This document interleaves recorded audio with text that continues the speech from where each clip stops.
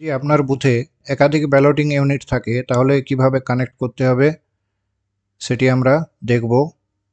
এখানে আপনারা দেখতে পাচ্ছেন পশ্চিমবঙ্গ বিধানসভা নির্বাচন 2026-এর ভাঙড় বিধানসভা ক্ষেত্র এবং এই ভাঙড় বিধানসভা ক্ষেত্রে মোট কন্টেস্টিং ক্যান্ডিডেট হচ্ছে 19 জন, অর্থাৎ এখানে কিন্তু অবশ্যই দুটি ব্যালটিং ইউনিট ব্যবহৃত হবে। তাহলে সেক্ষেত্রে কিভাবে ব্যালটিং ইউনিটগুলি কানেক্ট করতে হবে সেটি এবারে দেখে নেব। এখন আপনারা স্ক্রিনে দেখতে পাচ্ছেন কন্ট্রোল ইউনিটের সিইউ, ভিভিপ্যাট এবং দুটি ব্যালটিং ইউনিট।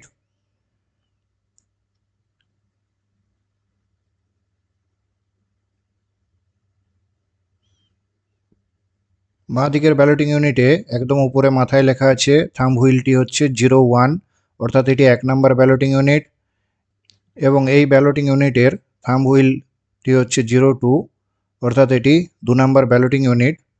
তো আমাদের এই 02 লেখা থাম্ব হুইল অর্থাৎ যেটি 2 নম্বর ব্যালটিং ইউনিট, সে ব্যালটিং ইউনিটের প্লাগটিকে 01 লেখা ব্যালটিং ইউনিটের সঙ্গে কানেক্ট করতে হবে আগে।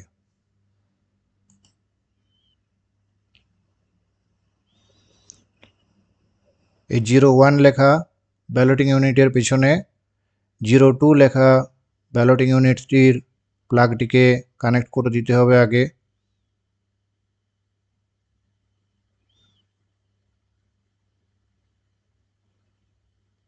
এরপর 1 নম্বর ব্যালটিং ইউনিট অর্থাৎ 01 লেখা ব্যালটিং ইউনিটের প্লাগটিকে ভিভিপ্যাটের সঙ্গে কানেক্ট করতে হবে।